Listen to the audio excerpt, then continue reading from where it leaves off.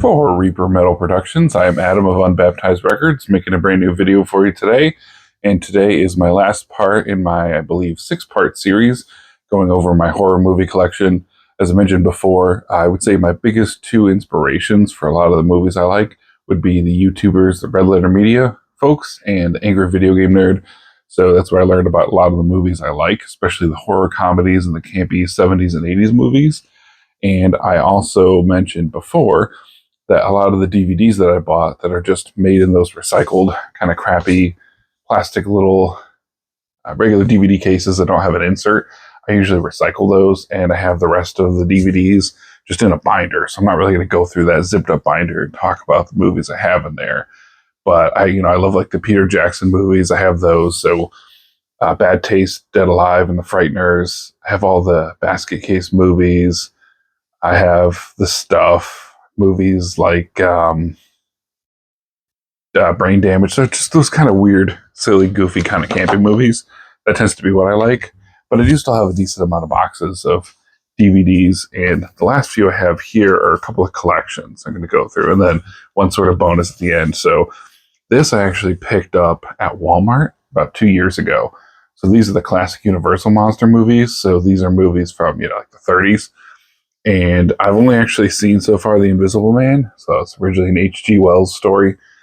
I think it was really entertaining. I think it came out originally in like 1933, maybe something like that. But it was a really good movie. I thought the effects, especially for a black and white movie of that age, were actually really good. It was really cool how they did The Invisible Man.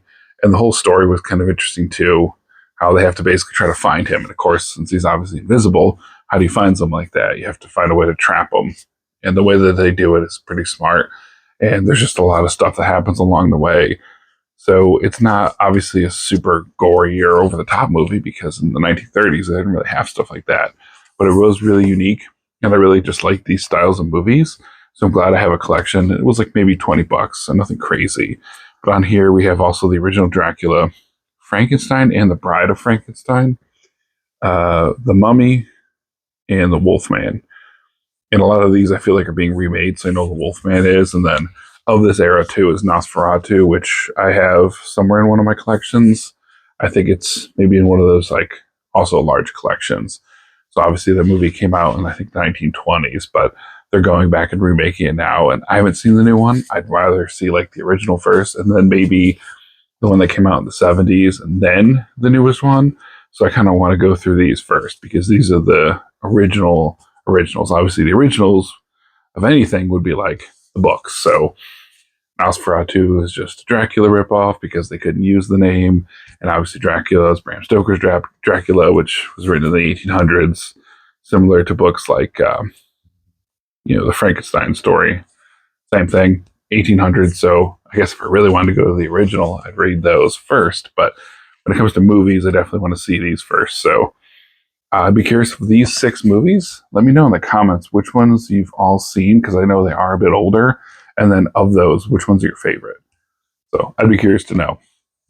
So next we have a couple of DVD and I think one Blu-ray series. This is the 8-film collection of The Nightmare on Elm Streets. So I have seen the first 3 and I've enjoyed all 3, although the second one was, kind of a bit more of an interesting take. Notorious for being like a homoerotic film, even though they didn't actually know it was at the time, supposedly. All the interviews that people said, no, that wasn't what we meant to do, but still a pretty good movie. And then the third one, I think, is, The Dream Warrior. So it's all the children at that, like an orphanage or something. I haven't seen it in a while, but I remember them all kind of fighting. And there's the one scene, I think, where the kid gets let off the cliff or let off the building, right? But Freddy's kind of holding the strings. That reminds me of the cover from one of the more recent-ish Deicide albums, like the second or third to last. So I forget which one.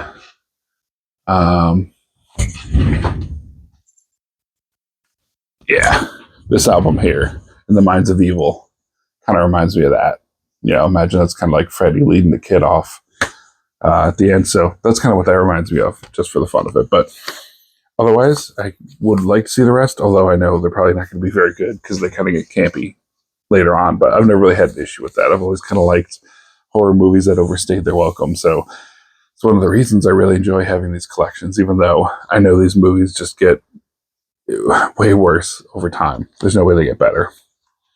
Next, so in the same genre, of course, the Friday the 13th movies. So this is another 8-movie collection. I actually have only seen the first one. And ironically enough, the first time I watched the first movie was on a Thursday the 12th. I don't know why I didn't wait, but it almost kind of makes it funnier, given I could have literally watched Friday the 13th on a Friday the 13th and decided not to. So for whatever reason, my brain just thought it would be funnier, I guess, to watch it the day before. And I enjoyed it. It was definitely a good movie. Unfortunately, I kind of already knew the twist because it's such an old movie that it's kind of hard not to. It's like watching The Sixth Sense and not knowing the twist, even though that came out later than obviously the first Friday the 13th. But it's still a good movie. Speaking of movies with twists, I actually just picked up The Usual Suspects.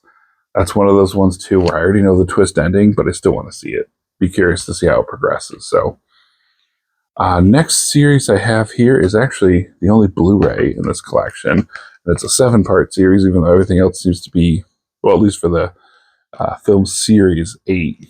You know, the other classic monsters are 6, but this is 7, and of the Chucky movies. And one would argue you probably only really need like the first 2 or 3 anyways. After that, it just gets ridiculous. So by the third one, actually the fourth one, it's Bride of Chucky. So, you know, he finds his wife. And then the fifth one, Seed of Chucky. And then after that, I don't even know if Brad Dourif still does Chucky. Maybe he does after first 5. I have no idea. But I've seen the first 3 as well. And I enjoyed them all. And obviously they get kind of goofy as time goes on. But I think Brad Dourif does a really good job. He's not in a ton of movies. I mean, I know he does the voice of Chucky and then physically is the character in the very beginning of the first movie. And then he's also in The Third Exorcist, where he also does a really good job, just kind of being a crazy person or person possessed by a demon. So, but again, one of those movies, you definitely don't need to really see it past the first 1 or 2, but glad to have the series because I do enjoy just movies like that are just kind of fairly serious in the beginning and just get goofier as they go on. Or you can have a series like this that is goofy from the very beginning, and that is the Leprechaun series. 8 films. I did not know they made 8. I knew that they made 6, and I think the first 6 are all Warwick Davis, and I think after that he's gone. I'm pretty sure he's not in Leprechaun Origins or Leprechaun Returns. You know, if you could see it, but I know the first one, the number 2 and 3, then he goes to at one point I think 3 goes to Vegas, right, and then space, and then In the Hood, and then back to the Hood. So that's pretty fun. I haven't seen any of those, but definitely inclined to.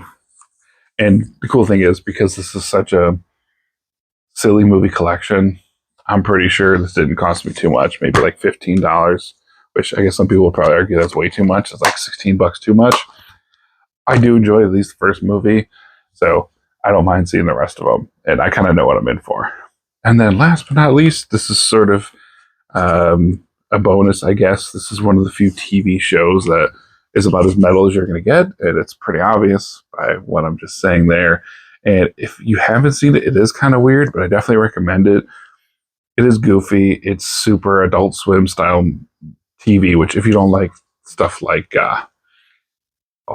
Squidbillies, which I've never seen, but I always think Aqua Teen Hunger Force, or I actually really like Tim and Eric, but that's also very odd. So if you don't like that style of humor, maybe you won't like this, but this is Metalocalypse. So not too many other shows that are as like metal focused as this.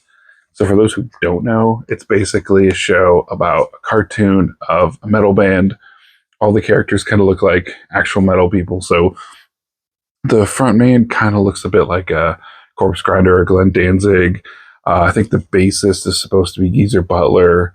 I don't really know who the drummer is. He kind of looks new metalish, so maybe like one of the members of Korn or something.